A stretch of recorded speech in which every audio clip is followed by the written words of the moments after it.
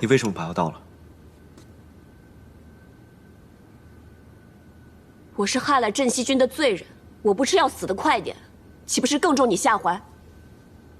其实你当日根本就没有必要救我。如果我和公子都死了，也能让你出口恶气啊！我不会不救你的。我不需要你救，当日不需要，如今也不需要。你们镇西军的人是不是群情激愤，一定要杀了我跟桃子报仇？所以你才把我跟桃子都关在这太清宫，用你的亲兵守卫，不就是怕你们的人想冲过来杀了我们吗？阿英，我想明白了潼关的事，事先你应不知情。你为人心高气傲，从来都是用阳谋，这种下三滥的手段你不屑去用，且不顾大局，不是你的做派。若真是你做的，你也会坦然相认。所以，是我冤枉你。你没有冤枉我，是我，就是我害死了你军中的兄弟。你一刀杀了我好了，何必在这假惺惺的要救我呢？对不起，我知道不应该不相信你，但那日事发突然，我们镇西军死了这么多人，我才会理智全无，才会误解你。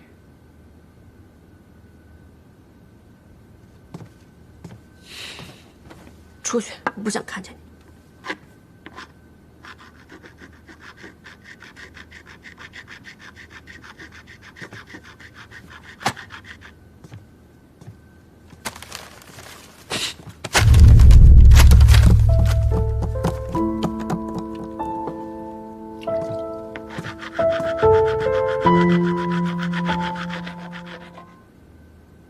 公子为了我中枪坠河，尸骨无存，我现在只能为他立一个衣冠冢，为他打磨一套棋子作为陪葬。怎么？这你都不允许吗？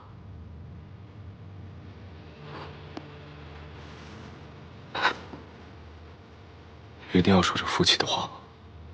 我没有说夫妻的话，公子是为我死的，我不应该为他伤心吗？我不应该为他难过吗？所以，你还是怪我没有救你们家公子是吗？是。所以你这么伤心，巴不得跟他一起去死是吗？是。林烨，我告诉你，我一直都在骗你。我早就轻信我们家公子，所以我从来都是骗。西长京是我骗你去的，潼关之事是我和公子早就谋划好，我就是想要骗你，想骗得你一败涂地。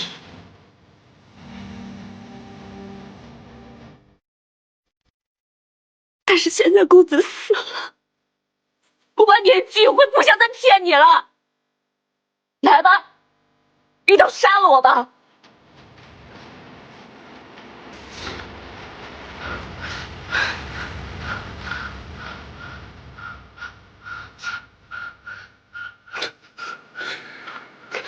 你真的是知道如何让我伤心啊，所以才跟我说这话。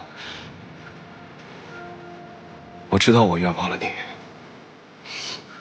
伤了你的心，所以你要说这话伤我的心，是吗？我伤什么心啊？我为什么要伤心？我一直都在骗你，我何谈伤心啊？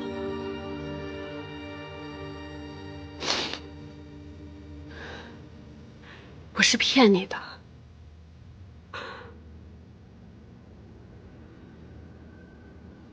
我从来就没有喜欢过你，都是假的。可我对你都是真的。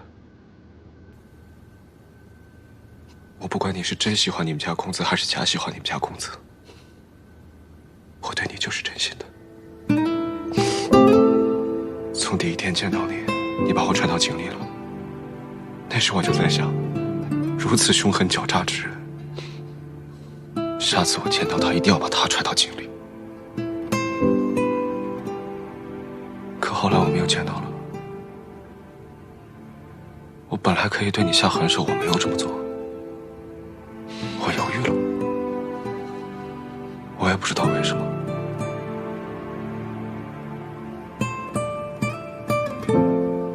那天在太清宫，我和你打了个赌，结果我输给了你。但我心里却有一种说不上来的高兴，因为我终于知道，其实你心里也喜欢我，你心里也有我，所以你口口声声说你骗我，你不喜欢我，说从前都是假的，我不会相信，因为你对我都是真的。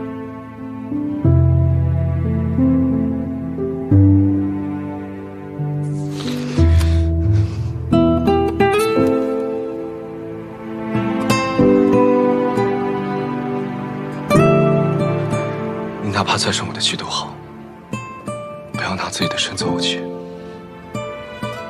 你身上有伤，好好吃药，也不要不吃饭。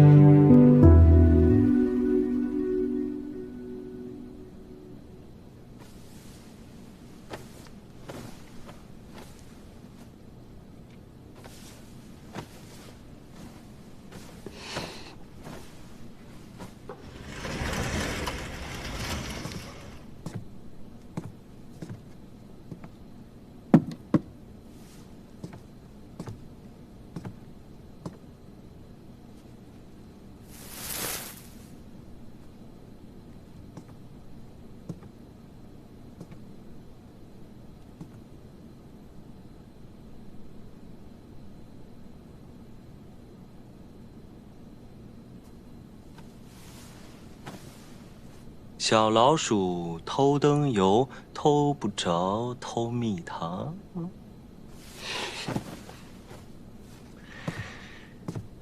哎呀，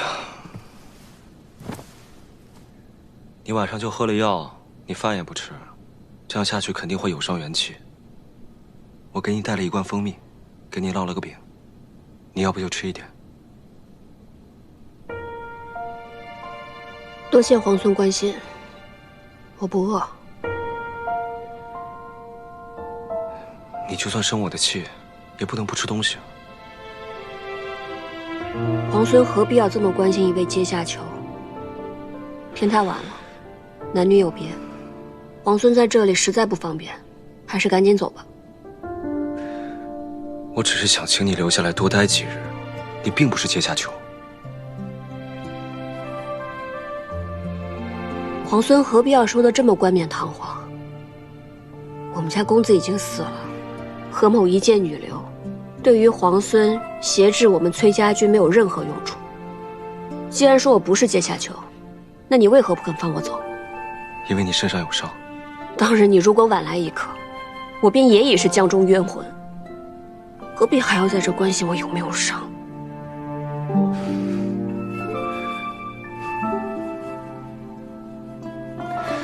你就算不为我，也要为桃子想想。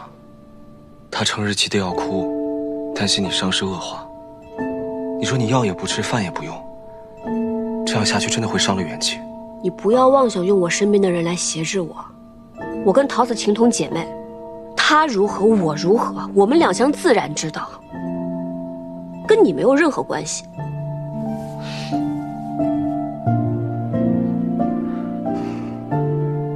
你既然还生我的气，那我先走了。不要带着怒气睡觉，对身体不好。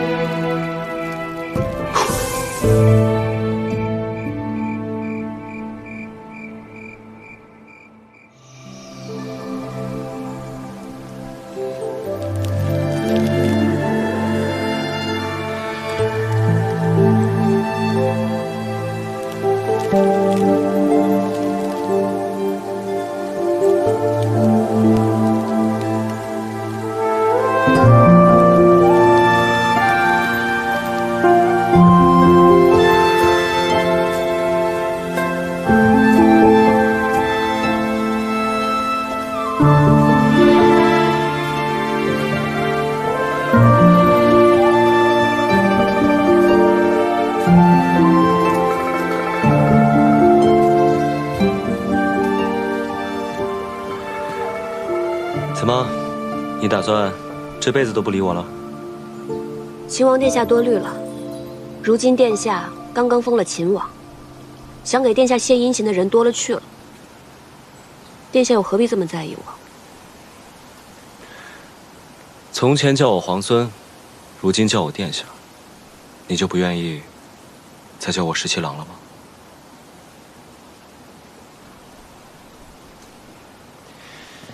哎呀，还是这里舒服呀。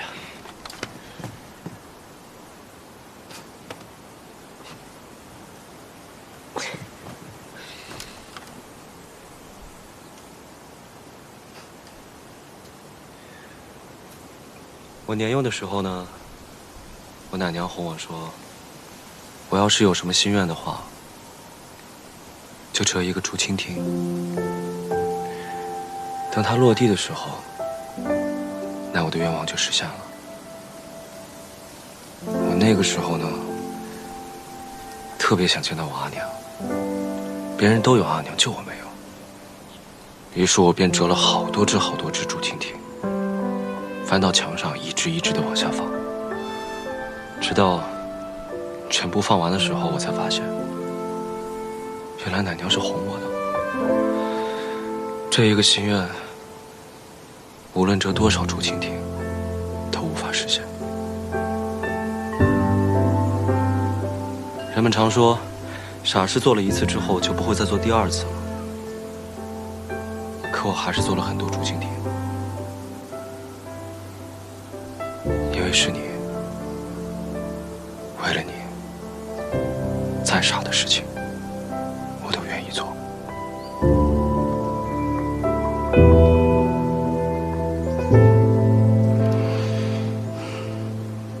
阿英，原谅我好不好？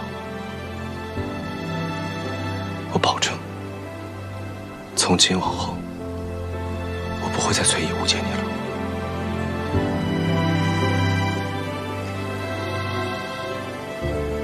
那你就别再关着我，放我跟桃子回瀛州去。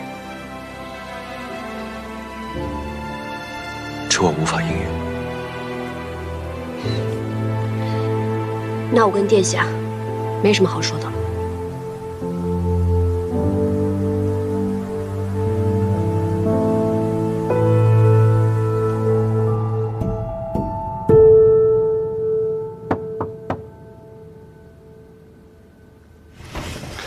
桃子，你回来了。是啊，是我来了。趁热尝尝吧，凉了就腥了。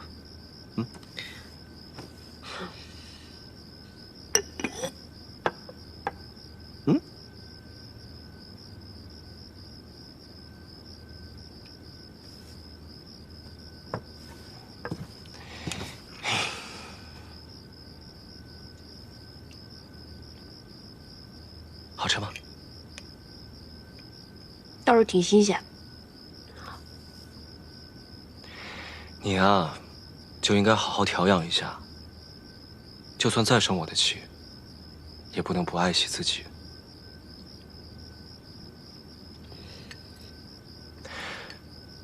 日后你要想吃什么，想要什么，我都找人给你去买。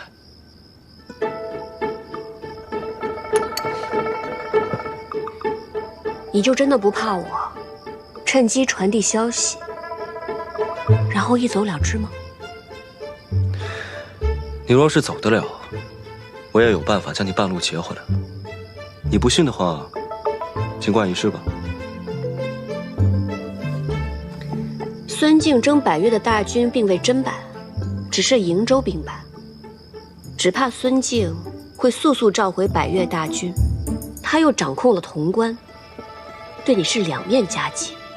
除非你能在百越大军回朝之前攻下西长京，但是以镇西军如今的兵力，怕是做不到了。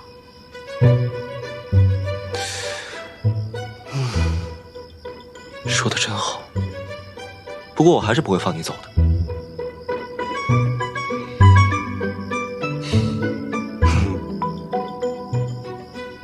殿下真是知我甚深啊！你也知我甚深啊，彼此彼此。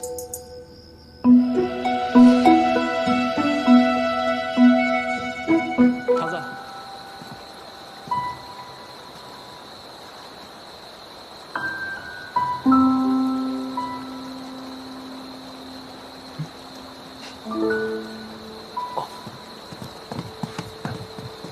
哎呀，快点儿！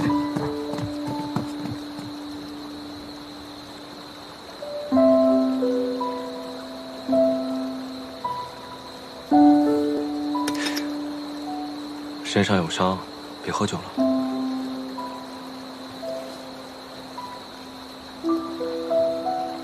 那日我们在太清宫，现在想起来，真是恍如隔世。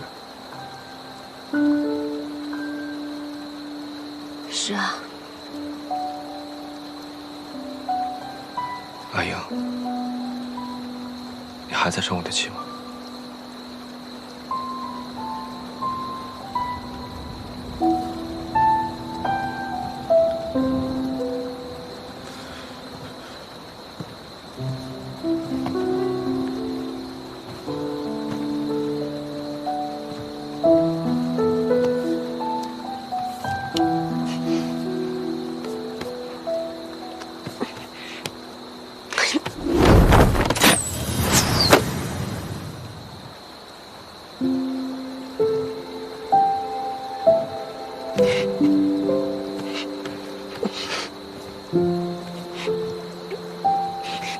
你干什么？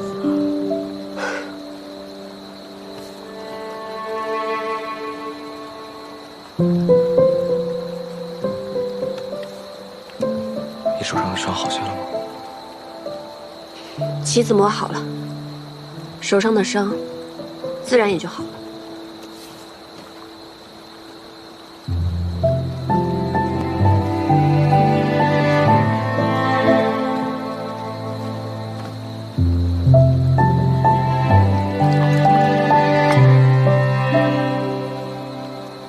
家公子亲手打磨了整套棋子，连自己手受伤了都可以不顾，但你却没有亲手为我做过些什么。谁说我没有为你做过什么？你为我做过什么？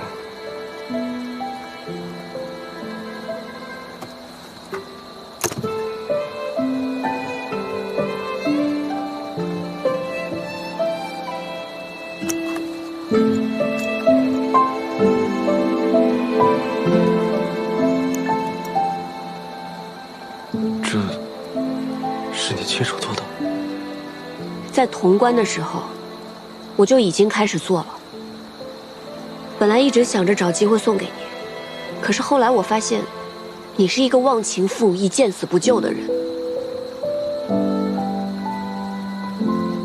我还是烧了算了。怎么能烧了呢？你要是不生气的话，只要你不生气，哪怕你一天骂我1000句、10000句，我都会乖乖听着。呸！谁愿意骂你？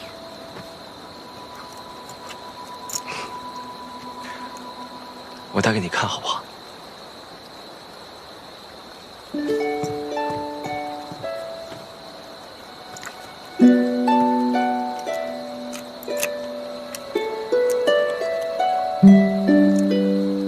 我一只手记不好，能帮我记一下吗？它不够紧，你看一下嘛，要不然你不就白送了吗？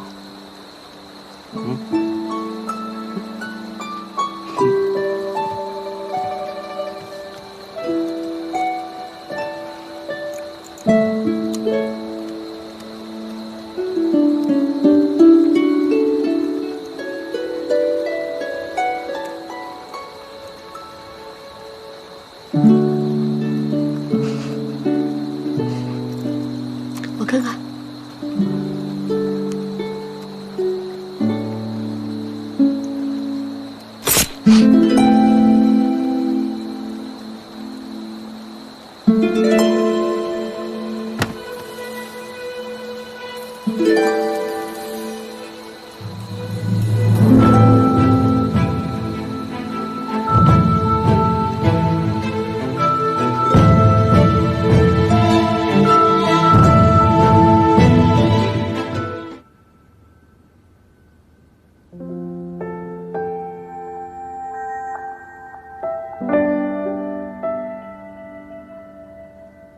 你我终究是敌非友，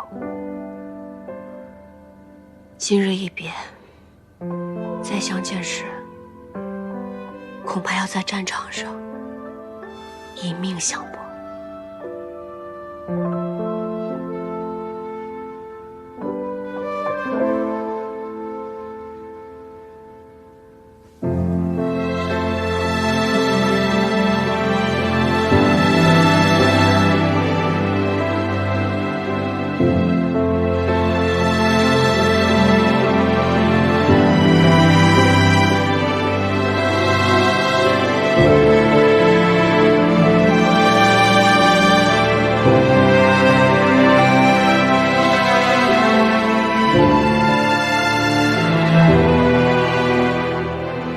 失去了，多保重。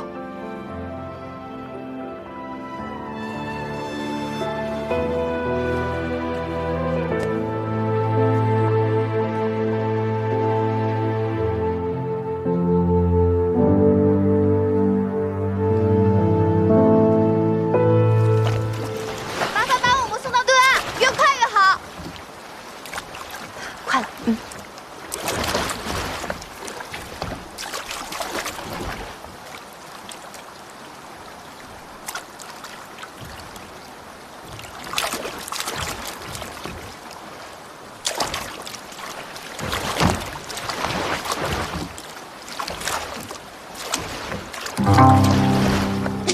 请我。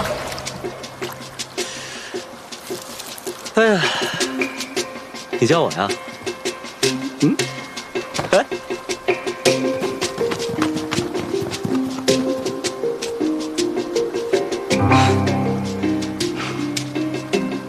王殿下好计策。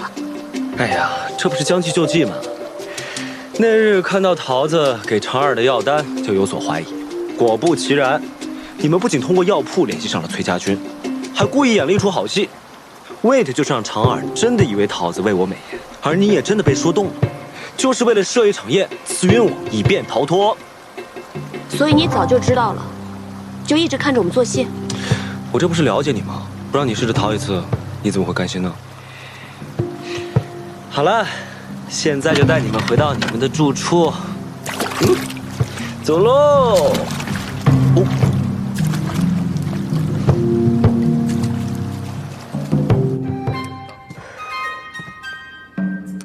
桃子，你们家校尉身体如何？还缺药材吗？托殿下的福，药材倒是不缺了。你心里明白，我们校尉的病都是被你气出来的。哎呀，这可糟了！说些让你们家校尉更生气的话吧。由于汲取了这一次教训呢，我又重新派重兵把太清宫这里里外外都围得跟铁桶一般。我更是派了几十名斥候，又把每一个出口死死的盯着。这次你们若还是想逃出去，我都替你捏一把汗。秦王殿下，想必你已经计划周全，准备在西长京城中一击必中了。这再严密的计划呢，都会有纰漏，谈何周全，又谈何一击必中呢？既然还没有周全的计划，那不如这样吧，我来替你谋划，杀了孙静，然后你放我离开，如何？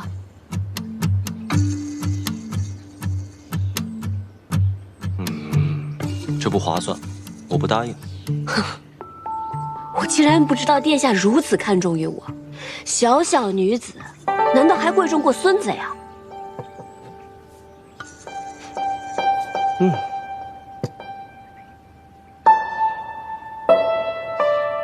崔以独女，自然贵重过孙子。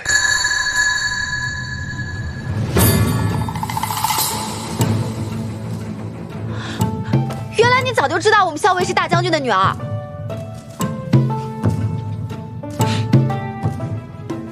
原来你早就知道，怪不得你一直不肯放我走呢。桃子姑娘，你先出去一下，我有几句话想对你们家何校尉说。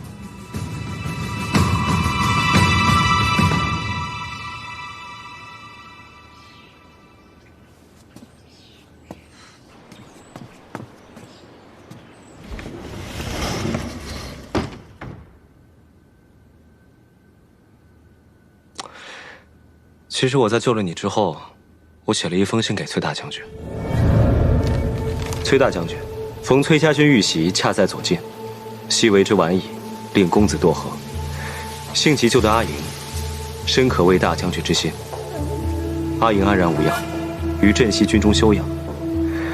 唯望大将军率大军与镇西军同取西长京，灭孙贼，平叛秦王。届必可令凤凰归巢，完璧归于赵。我说你安然无恙，恳请他与我一起平叛孙贼，收复西长京。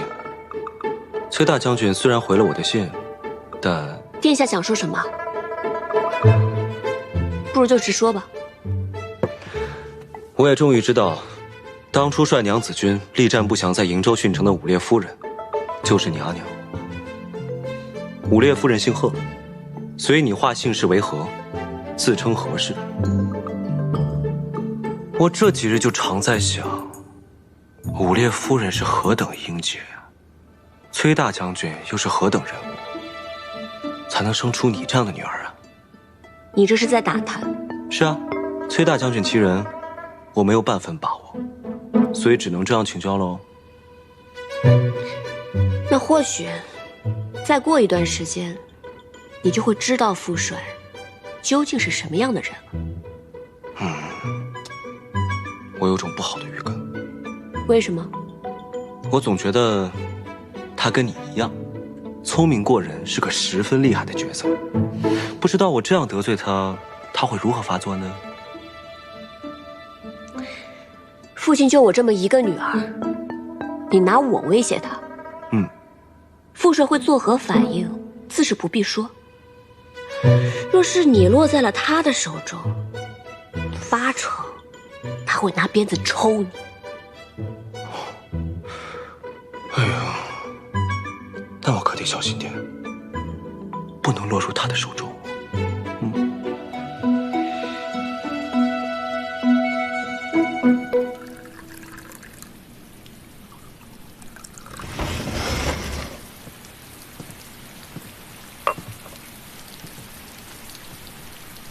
殿下，请用茶。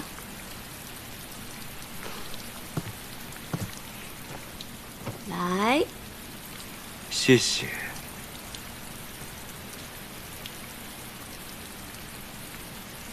这护腕还带着呢。是啊，取银针时费了些功夫，之后就再也没有取下过了。连护腕都只有这一个，殿下何至于如此窘迫？若有人愿意再送我一只，我自然乐意收下。殿下军务繁忙，既特意到此，想必是我父帅令殿下看到了他的诚意。我之前呢，还好奇你父亲是个什么样的人，结果果然不出我所料，他与你简直是一模一样。你不愧为他的女儿，他也不愧为你的父亲。这话如何说啊？你的父帅呢，已经不费吹灰之力攻入洛阳，我父亲和2位兄长全部被你的父帅俘获。父帅生性豪爽好客，想必陛下也会十分适宜。你说，你长得这么好看，是像你父亲多一点，还是像你母亲多一点？别以为你跟我说这些甜言蜜语，我就会忘了你把我关押在此处之仇。你父亲这般好客，我哪敢再留念？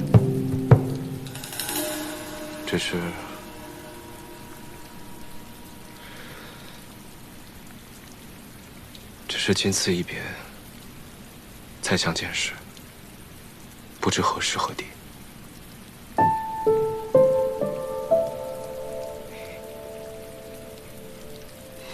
你打算什么时候放我走啊？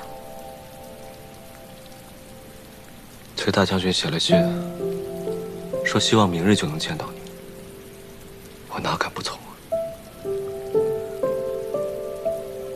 明天啊？明天。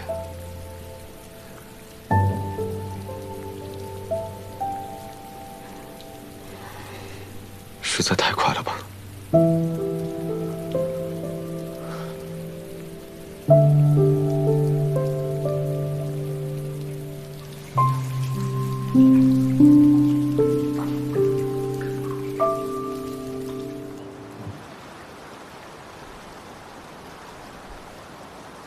十七郎，你不是说这周围有重兵把守，还有好多斥候吗？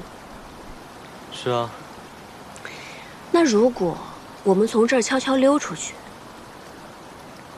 会有人发现吗？试试。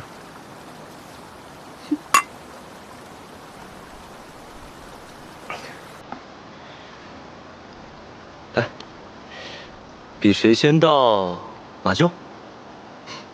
好啊。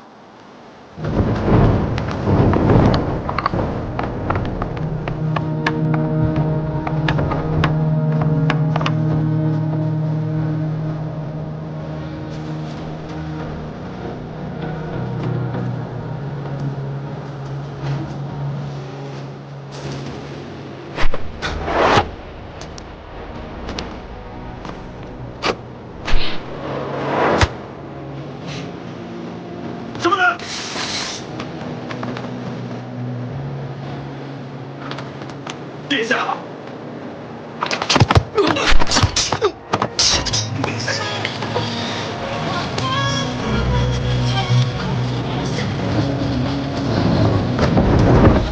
别说了，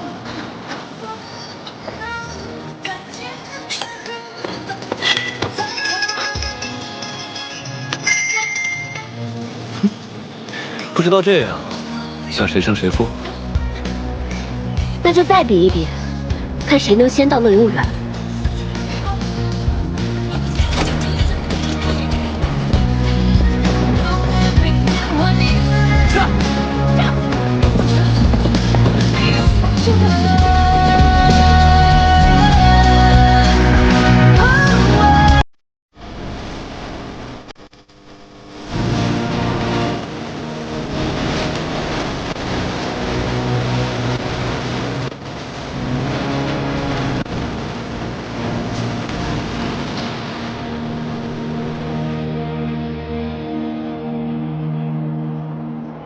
乐游原上遥望京都，果真很美。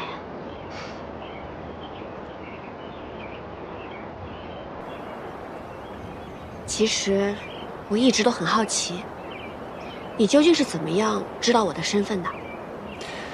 崔家大小姐的气度，自然不是普通人可及啊。我的身份还有和公子的关系，别人都不怀疑，怎么偏偏就你能看出来？当初呢，你骗我说你是崔公子的侍妾，我便对你的身份起疑，于是我便设宴试探崔公子，更是佐证了你的身份并不简单。你和你们家公子名为主仆，实则他对你更尽几分。加之洛阳城之前，我又撞破了你替你们家公子上阵御敌。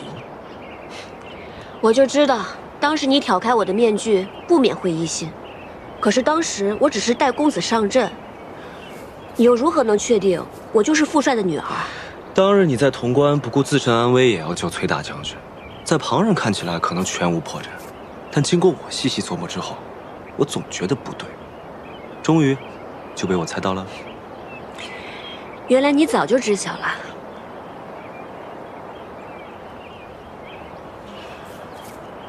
你知道吗？我常常在想，如果你不是崔家女儿，我也不是李氏子弟，我们之间会不会就不会有这么多隔阂？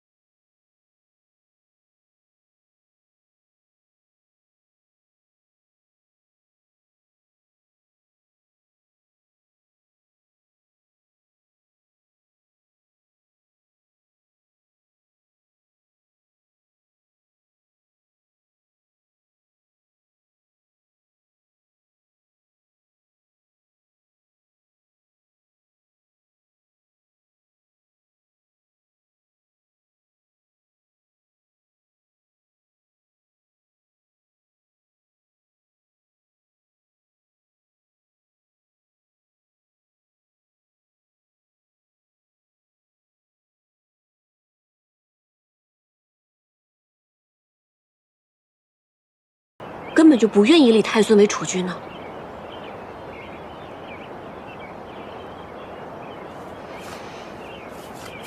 我们私奔吧。待到天下太平，寻回太孙之后，我们就离开西长京，一起去劳兰观，过逍遥自在的日子，好不好？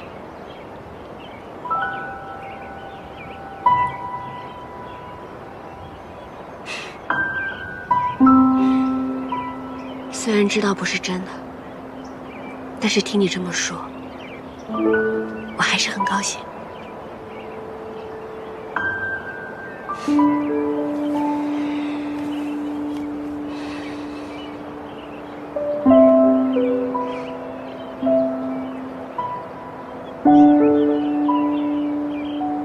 当日我们约定，等到海清河晏之时，同游乐游原。可惜天下未定，明日我们就要各奔东西了。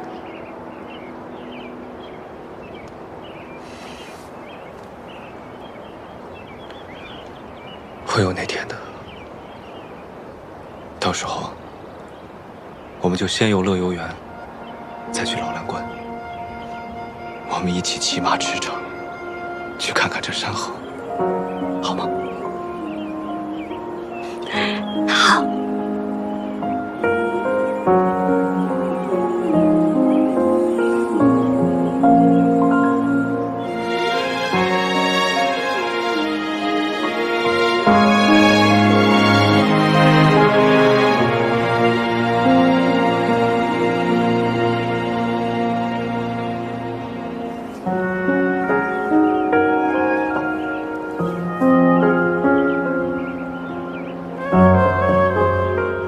明日分开，再见，就不知何时了。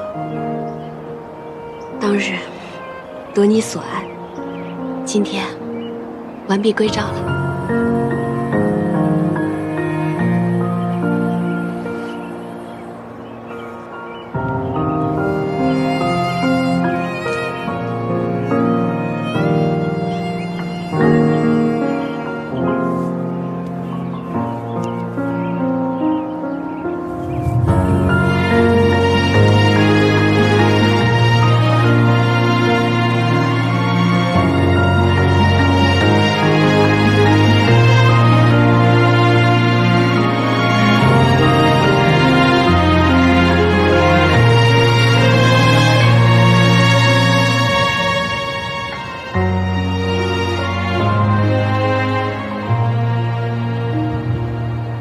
阿莹，你跟你们家公子真的是从小一起长大的？我看你是对这件事情尤为在意。那当然了，我第一次见到你们就那么亲密，我心里就不舒服。那你为什么还要问？公子他八成已经不在人世了。我就是想听你对我说清楚，我心中便不再有猜忌。以后呢，保证也不问了。公子的本名叫做柳成风，小的时候他救过我。他父母早亡，所以爹爹就把他收养成了义子。我阿娘年轻的时候受过伤，身子不好，所以跟阿爹结离10年也未生育。但那个时候，爹爹已经是边陲大将，朝中为了牵制爹爹，借口他无子，非要赐给他一位夫人。后来阿娘心一横，到处研医问药，最后终于有了我。可惜还是无法应对朝廷，阿爹便谎称自己生了个男娃，按照崔家的排行，取名为崔林，奏报于朝中。原来如此。后来，阿爹在瀛州对抗接硕，阿娘力战殉城，朝中追封阿娘为武烈夫人。阿爹感念阿娘的情谊，再未续弦。后来阿爹也把我当成男孩一样养大，但在我7、8岁的时候，女孩的样子再也掩盖不住了。阿爹就让柳成风顶着我崔林的名字在军营中行走，以免我是女子一事被揭穿。公子因为我从小到大遭受了不少危险，就连他的名字也不被人所知，所以他活生生的活成了我的影子。我们俩从小一起长大，我把他当作兄长，自然要比旁人亲近一些啊。你把他当兄长，他心里可不这么想。他都已经不在了，你还要这么介意吗？怎么总是说我？那你呢？我怎么了？顾相家的那位小姐十分中意你，在西长京的时候还不顾危险到客栈来给你报信，你就不感念人家的情谊吗？顾小姐同我和我同她可不一样。他十分中意我，我又不中意他，只好令他失望了。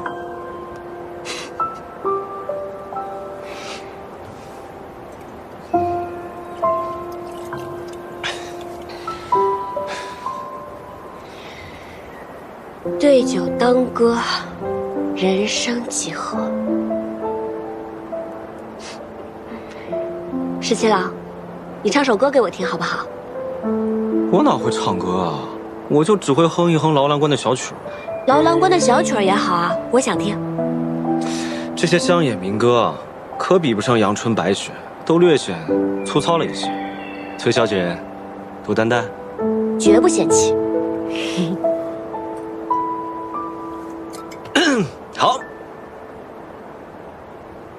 劳兰河水18弯，第一弯就是那银松滩。银松滩里的鱼儿飞呀，比不上那姑娘推开了窗。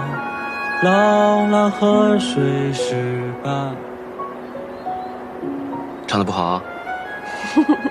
是有点走调，那你还让我唱？但是很好听。真的吗？嗯。那我认真唱一遍。好。那我要认真站起来唱了。劳兰河水18弯，第一弯就是那银松滩。银松滩里的鱼儿飞呀，比不上姑娘的眸儿美。劳兰河水18弯，第二弯就是那鲫鱼。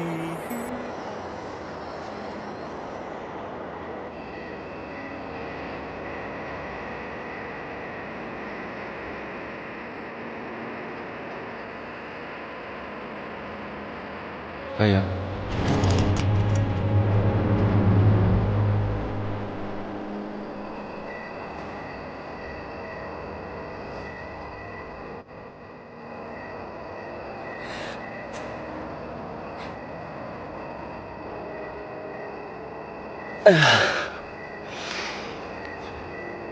你要再不醒来呢，我就要亲你了。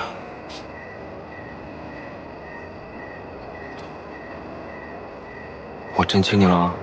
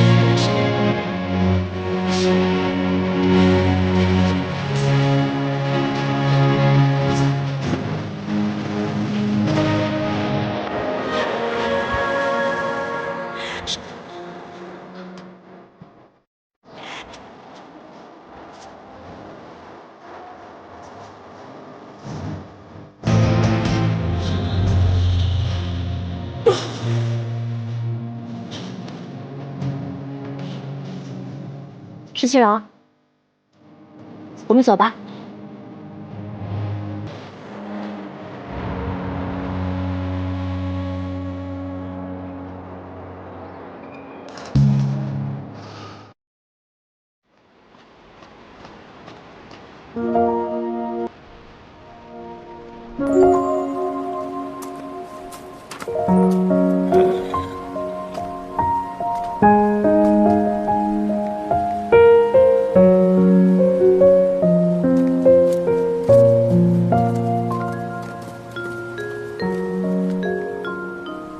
何校尉，请。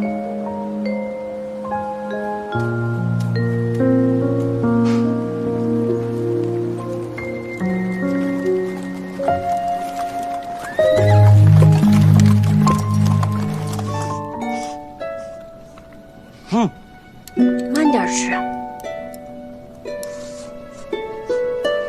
慢点吃。好吃吗？好吃。这是刚才绳子勒的。没事，过2天就好。你可真傻，小仗则受，大仗则走。这么大一个人被捆得结结实实，窝在箱子里多久了？不怕伤到筋骨吗？也没多久，就是呢，在你进来之前，大将军跟我说，要一起出兵收复西长京，可以，但他得先把我绑起来，关进箱子里，看看你的意思。如果你想杀我，那就不用等出兵了，他就立刻一刀砍了我脑袋。但如果你想留我一条性命的话呢，他就答应我，一起出兵收复西长京。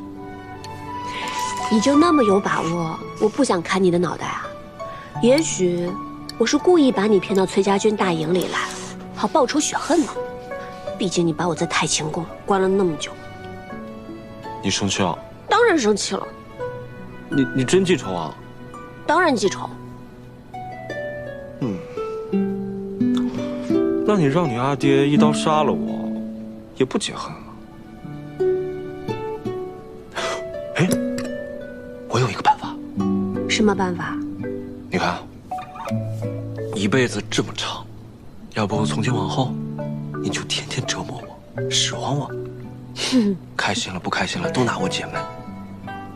我觉得这样才更解恨，你觉得呢？你想得美。我当然想得美。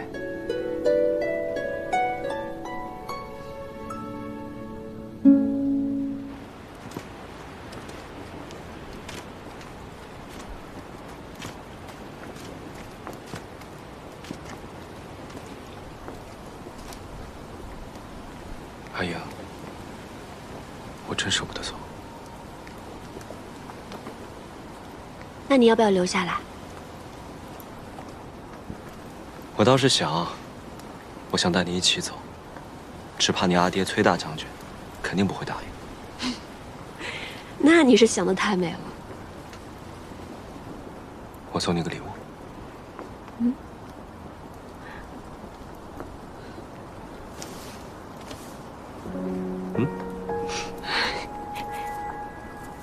我要是不在你身边，就让他陪着你。你要是不开心了，打他、扔他、砸他，都可以。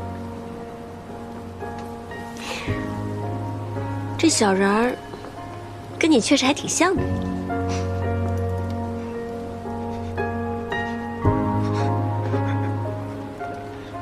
你要是喜欢，下次我再多做点别的。那你下次就再做一个小人儿吧，不然就他一个，实在是太孤单了。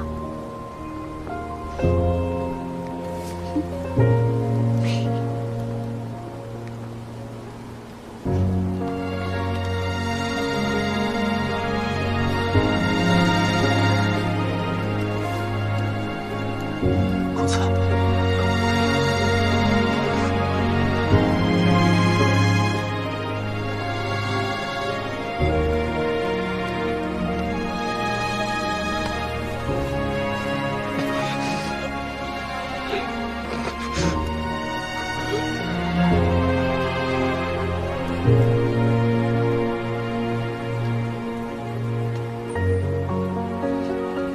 时辰不早了，快走吧。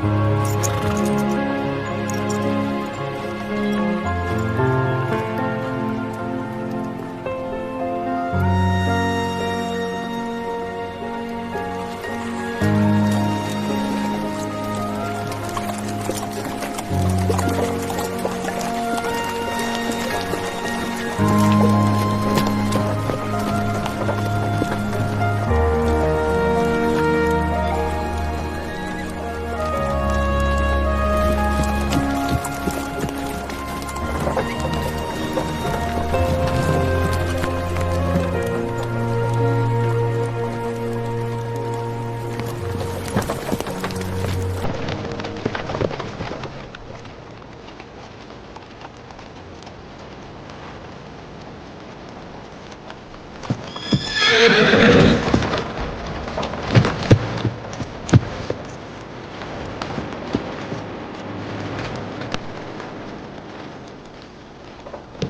英，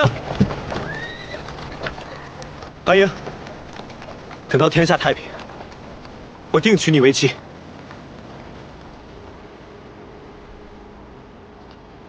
等我上门提亲，我一定会上门提亲。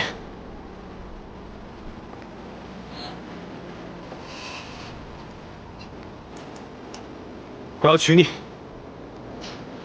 我要娶你，我要娶你！韩莹，我要娶你！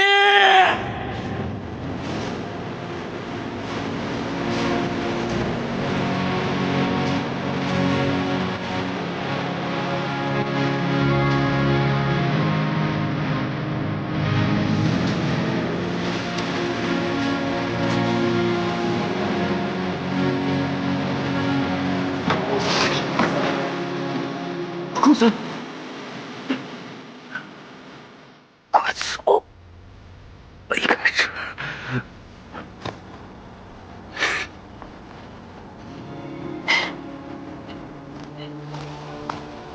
阿莹，有一件事，我想要拜托你。什么事？先太子妃萧氏，她忍辱负重，为了给孙庆下毒，自己也身中剧毒。如今她性命垂危。我想要请桃子给她医治，因男女有大方，请你代为照顾。原来是他给孙庆下的毒。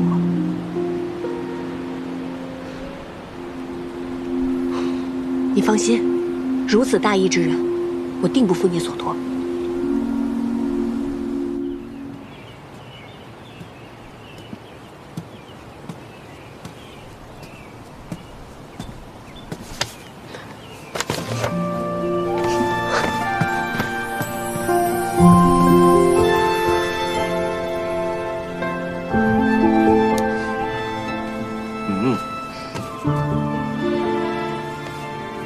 你还舍得来看我呀？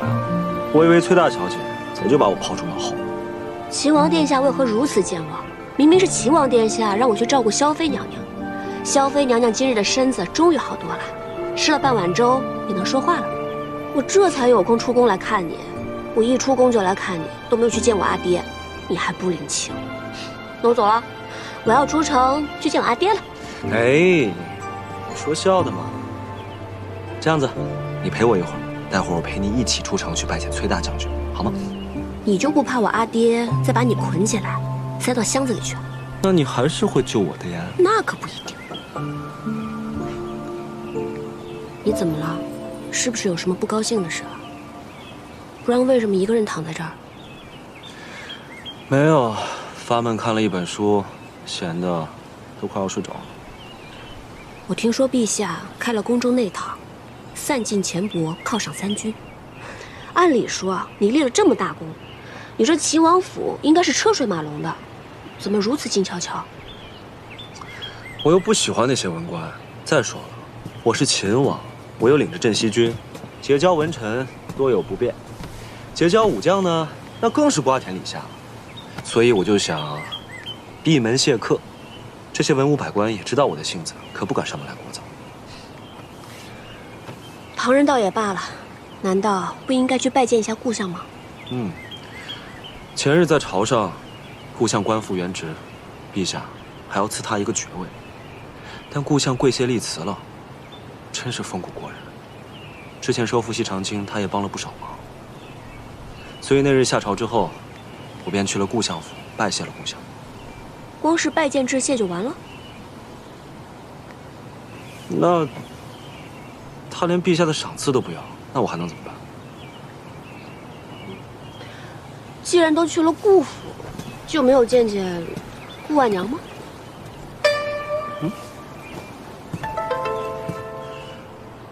我去见顾婉娘做什么？你见她做什么，我可管不着。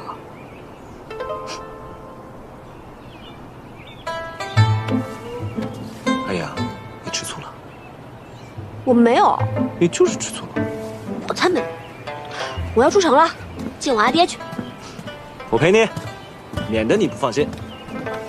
不要！别吃醋了啊！